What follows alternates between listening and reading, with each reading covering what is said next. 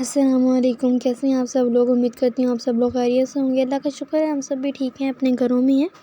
और आप सबको बहुत बहुत मुबारक हो माह रमज़ान की। बहुत ही बरकतों वाला महीना है। मैं कोई वीडियो अपलोड नहीं कर सकी थी, इसकी दो वजूहत थी। पहली वजह तो ये थी कि पहले मैं अम्मी की तरफ होती थी, अब मैं अपने ससुराल आई हूँ पढ़ाई की वजह से और हस्बैंड की पढ़ाई की वजह से कि मैं कभी वहाँ होती हूँ कभी यहाँ होती हूँ, तो इसलिए मैं वीडियो अपलोड नहीं कर सकी। दूसरा मैं जो थोड़ा सा बीमार हो गई थी, इसलिए भी काफ़ी लेज़ी और सुस्त हो गई थी वीडियो अपलोड करने में। लेकिन इंशाल्लाह रेगुलरली वीडियो जो है अपलोड किया करूँगी। आज मैं आपके साथ अपनी सहरी रूटीन की वीडियो शेयर कर रही हूँ और बिल्कुल ही सिंपल सहरी है। मेरे जो मेकी से काफ़ी डिफरेंट सहरी होती है। ये भी एक नया एक्सपीरियंस होता है शादीशुदा लड़कियों के लिए। पहला और दूसरा रमज़ान है, काफ़ी डिफरेंट होता है। मैं जाग लगा रही हूँ और मैं असर के टाइम तक जाग लगाती हूँ ताकि 10 बजे तक दही जो है वो जम जाए और फिर मैं फ्रिज में रख दूँ और जो ठंडा हो जाए दही, फिर खाने में मज़ा आता है। और दही जो है वो सख्त सॉलिड दही होता है। और अब ये फेंट लिया मैंने दही को अच्छा सा। कोई स्पेसिफ़िक रेसिपी नहीं है, कोई अमाउंट नहीं है, कोई स्पेसिफ़िक स्टैंडर्ड इसमें रेशियोज़ नहीं है। लेकिन ये देखिए मैंने हाफ़ टी स्पून से भी कम जो है वो इसमें जाग लगाया, दही डाला है दूध में और इसको मैंने थोड़ा सा मिक्स करके मैंने इसको किसी ऐसी वार्म प्लेस पे रख देना जिसमें डायरेक्ट हवा ना पड़े। ओवन में रखें या माइक्रोवेव में रखें, चलाना नहीं है, सिर्फ़ और सिर्फ रखना है। मैंने एक कैबिनेट में रख दिया। इसमें जो है वो एक तो हवा वगैरह नहीं लगती है और बिल्कुल से बंद रहता है। 5 घंटे के अंदर जम जाएगा। मैं फ्रिज में रख दूँगी और मज़े से ठंडा करके सब सहरी में खा लेंगे। सहरी जो है यहाँ पे सालन खाया जाता है, लेकिन ये जो है मैं फूफो के लिए घिया बना रही हूँ। जो मेरी सास हैं वो मेरी फूफो भी हैं, तो मैं उनको फूफो ही कहती हूँ। आप लोग जानते होंगे जिन लोगों की शादी ख़ानदान में होती है, फिर आप बाद में अम्मी या आंटी वगैरह कहना मुश्किल हो जाता है क्योंकि आप शुरू से उनको फूफो कह रहे होते हैं। जो रिश्ता होता है आप वो कह रहे होते हैं। तो वो फूफो हैं वो सहरी में सालन खाती हैं, बस कोई भी सब्ज़ी रोटी नहीं खाती हैं तबीयत वगैरह की वजह से। तो मैं उनके लिए घिया बना रही हूँ बगैर घी के, बिल्कुल हल्के मसालों के साथ। ये मैंने घिया छील लिया, काट लिया, बिल्कुल फ्रेश घिया थी। बल्कि बड़ा डिफरेंट मेरा एक्सपीरियंस है यहाँ पे जैसे जब सब्ज़ी लोग काटते हैं तो एक दूसरे के घरों में देते हैं अपने खेतों से। तो ये घिया आई थी, तो घिया बहुत ही बड़ी फ्रेश और डिफरेंट कलर से थी एज़ कम्पेयर टू जो हम गाँव अपने शहर में देखते हैं। तो सब्ज़ी का ज़ायका भी बहुत अच्छा होता है जो शहरी है ना उससे। ज़ाहिरी बात है उसमें बिल्कुल भी कोई चीज़ केमिकल्स नहीं होते और ये फर्टिलाइज़र्स वगैरह अच्छी डली होती हैं और आपके पास जो सब्ज़ी है वो कई हाथों से कई केमिकल से धुल के नहीं आती है। तो इसलिए टेस्ट भी बिल्कुल ही आप सिंपल इंग्रेडिएंट्स के साथ सब्ज़ी बनाएं तो बहुत मज़े का बनता है। ये मैं बिल्कुल ही 1 चम्मच ऑयल के साथ बना रही हूँ, इसलिए मैं इसमें पानी काफ़ी डालूँगी। और यहाँ पे वैसे तो सारी सहूलियत हैं लेकिन सुई गैस नहीं है अभी तक, तो यहाँ पे इलेक्ट्रिक चूल्हा भी है, सिलेंडर भी है, तो मैं इलेक्ट्रिक चूल्हे में बना रही हूँ। और इलेक्ट्रिक चूल्हे में आपको जो है वो ऑयल थोड़ा ज़्यादा डालना पड़ता है, नहीं तो फ़ौरन से वो जो नीचे लग जाता है। इसलिए मैं साथ साथ पानी डाल रही हूँ। ये प्याज़ थोड़े सॉफ्ट हुए थे, मैंने इसके अंदर टमाटर और हरी मिर्ची डाल दी हैं। ये जो है मैं काफ़ी परहेज़ी सा बगैर नमक मिर्च थोड़ी बहुत हल्की डाल के बना रही हूँ, तो इसलिए मैं इसकी कोई रेसिपी डिस्क्रिप्शन बॉक्स में नहीं दूँगी।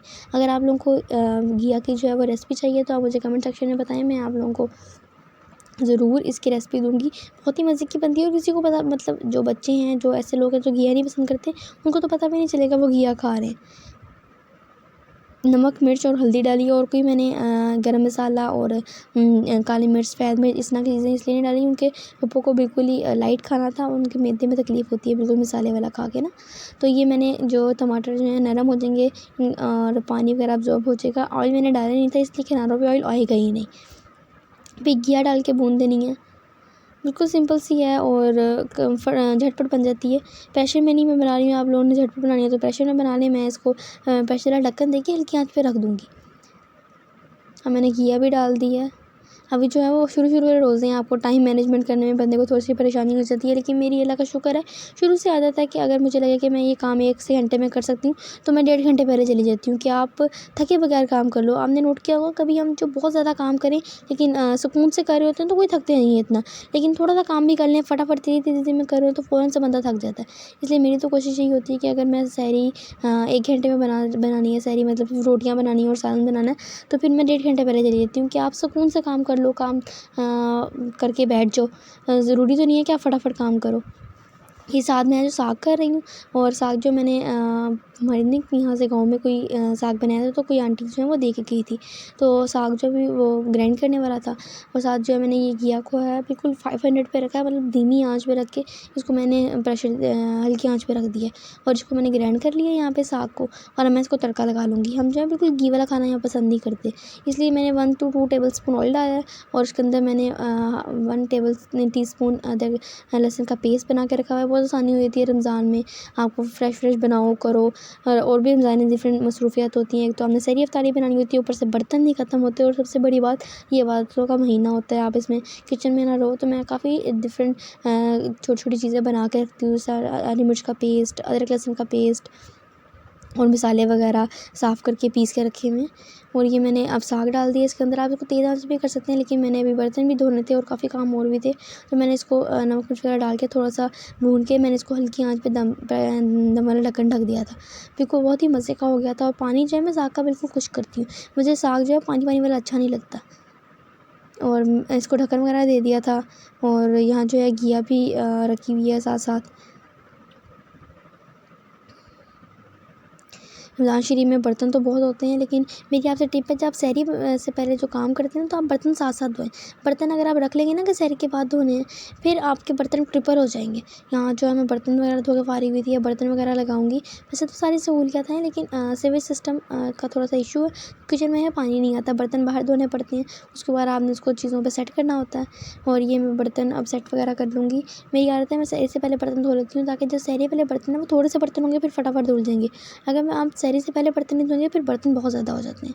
ये मैंने 15 मिनट बाद खोला था बिल्कुल घिया, तो घिया जो है वो नरम हो चुका था। मैं अब इसको, अगर आप बिल्कुल ये भुजिया खाना चाहते हैं तो आप इसे आलू मैशर से मैश भी कर सकते हैं।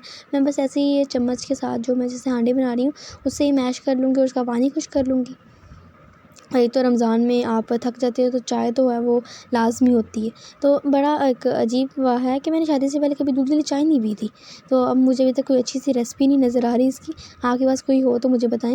ये देखिए, ये ताज़ा सब्ज़ियाँ हैं, और कितनी डिफरेंट सब्ज़ियाँ हैं, इनका टेस्ट बहुत मज़े का होता है। ये करेले और की हैं, और बिल्कुल ही मज़े की और बहुत बड़ी बड़ी और मज़े की सब्ज़ियाँ होती हैं। तो मेरे लिए नया एक्सपीरियंस था, मैंने कहा आप लोगों से भी शेयर करूँ। ये मैं रोज़ ही डिफरेंट तरीके की चाय बनाती हूँ, कभी किसी तरीके से, कभी किसी तरीके से। अभी मुझे कोई स्पेशल जो है पसंद नहीं आ रही बहुत ज़रा, जो सुकून भी दे और इतनी तेज़ भी ना हो। अब इसका साथ-साथ पानी खुश्क हो रहा है, और अपनी चाय वगैरह बना रही हूँ, क्योंकि उसके बाद फिर अब रोटी का काम शुरू हो जाएगा। और फिर आपको पता है सहरी में रोटी, लस्सी, सालन, बर्तन, दस्तरख़्वान वगैरह रखना। वैसे तो मेरी देवरानी भी है, जेठानी भी है, हम मिल के काम करते हैं, लेकिन मेरी जेठानी जो थी वो अपनी मेके गई हुई थी रहने के लिए, और मेरी देवरानी की तबीयत ख़राब थी। तो वो सोई हुई थी, तो आज मैं अकेली बना रही थी। नहीं तो एक बंदा रोटी बनाता है, एक बंदा वो लगा लेता है, देसी घी वगैरह लगा लेता है, तो आसानी से रोटी बन जाती है।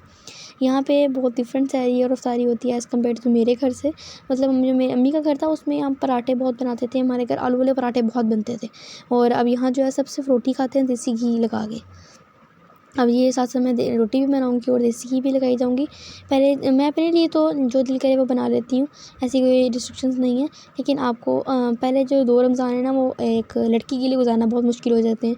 मुश्किल तो नहीं होते, बस आपको याद आती है कि अच्छा हम अपनी सहरी इफ्तारी में ये करते थे। हमारे घर सहरी में सोया नहीं जाता था। हम लोग पूरी सहरी जागते होते थे, और सहरी करके फिर सोते थे। और सहरी में कभी आलू वाले पराठे बन रहे हैं, कभी दाल वाली रोटी बन रही है, कभी चने बन रहे हैं, नान बनवा रहे हैं।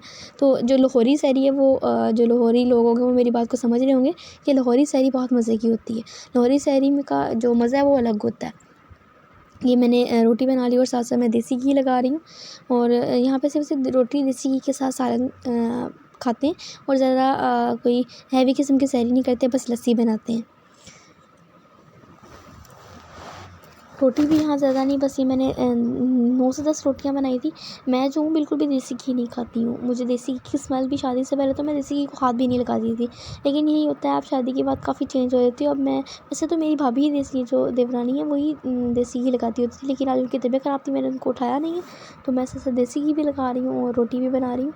और मैं अपने लिए अलग रोटी बनाती हूँ, उसको अलग दस्तरख़्वान में रखती हूँ कि बिल्कुल भी देसी घी की स्मेल ना आए। मेरा जो एक देवर है वो भी देसी घी नहीं लगाते, तो उनकी और मैं अपनी रोटी बिल्कुल आखिर में बनाती होती हूँ। कभी मैं अपने लिए तो आलू वाला पराठा बना लेती हूँ, कभी मैं दाल वाला पराठा रोटी बना लेती हूँ। डिफरेंट तरीके से सहरी कर लेती हूँ, जो दिल चाहे। लेकिन आपको पहले रमज़ान में थोड़ी सी डिफ़िकल्टी होती है। जो जिनकी अभी शादी हुई होगी वो मेरी बात समझ रहे होंगे कि उनको काफ़ी प्रॉब्लम होती है। आपको अपने घर याद आता है, आपको आपकी जो अम्मी की तरफ के ट्रेडिशंस थे वो बंदे को ज़्यादा याद आते हैं और थोड़ी सी डिफ़िकल्टी होती है एडजस्ट होने में। लेकिन फिर एक रमज़ान के बाद मुझे लगता है कि आप जो है बिल्कुल उसमें घुल-मिल जाते हैं। फिर आपको लगता है कि आप यही आपके रमज़ान के खाने की रूटीन है। अब जैसा मेरी देवरानियाँ और जेठानियाँ वो अभी कहती हैं कि हम शादी से पहले जो है वो डिफ़रेंट तरीके से सहरी अफ़्तारी किया करते थे। लेकिन अब 3-4 साल हो गए हैं यहाँ आए हुए, तो अब इस तरीके से कर रहे हैं, पता भी नहीं चलता और बल्कि आदत ही ये बन चुकी होती है। तो मेरे ख़्याल से अल्लाह ताला ने औरत के अंदर ये चीज़ रखी होती है कि औरत जो है बिल्कुल ही बहुत जल्दी साथ बदल जाती है। बाय द वे यहाँ पे रोटियाँ जैसे घी वगैरह लगा के मैं इसको हॉटपॉट में रख रही हूँ। सालन तैयार है, लस्सी बस बनने वाली है। और आप लोग भी मुझे कमेंट सेक्शन में बताएं कि आप लोग सहरी में क्या शौक़ से खाते हैं। सालन खाया जाता है या पराठे वगैरह बनते हैं। और सहरी में आप लोग सोना पसंद करते हैं या नहीं सहरी से पहले। और ये जो है दही बिल्कुल जम गया, देखिए बहुत मज़े का दही जमा था। मैंने दूध की बलाई नहीं उतारी थी, ज़्यादा दूध होता है इसलिए दूध जो दही जो है बहुत मीठा भी जमता है और बहुत शहर से बहुत डिफरेंट दही जमता है यहाँ पे। पता नहीं शायद से मैंने नोट किया है, ये बात सच है, बट दही बहुत मज़े का जमता है। और ये मैंने लस्सी बनाई है, मैं अपनी लस्सी थोड़ी सी गाढ़ी पसंद करती हूँ। मैं पीती एक गिलास हूँ, दही बिल्कुल नहीं खाती हूँ, लेकिन एक गिलास लस्सी में गाढ़ी है। और यहाँ सबके लिए मैंने पानी और लस्सी वगैरह रखी है। ये लोग लस्सी जो है मेरे इन-लॉज़ में काफ़ी लस्सी गाढ़ी पतली पीते हैं। और ये रोटियाँ हैं, रोटियों को मैंने कर लिया और अपनी ये रोटी अलग मैंने हॉटपॉट में रखी है। बिल्कुल आप देखें कि देसी घी बिल्कुल ना लग जाए इसके ऊपर। और बाकी सहरी भी सारी तैयार है, दस्तरख़्वान वगैरह लग गया है और मेरी सहरी तो तैयार है। आप लोग मुझे कमेंट सेक्शन में बताएं कि आप लोग सहरी किस तरह की करते हैं और मेरी वीडियो कैसी लगी। और अगर कोई आपने मुझे मशवरा देना है तो वो भी बताएं। और मेरे चैनल को अपने दोस्तों के साथ सब्सक्राइब करें, वीडियो को लाइक करें। खुदा हाफ़िज़, अपना ढेर सारा ख्याल रखिएगा।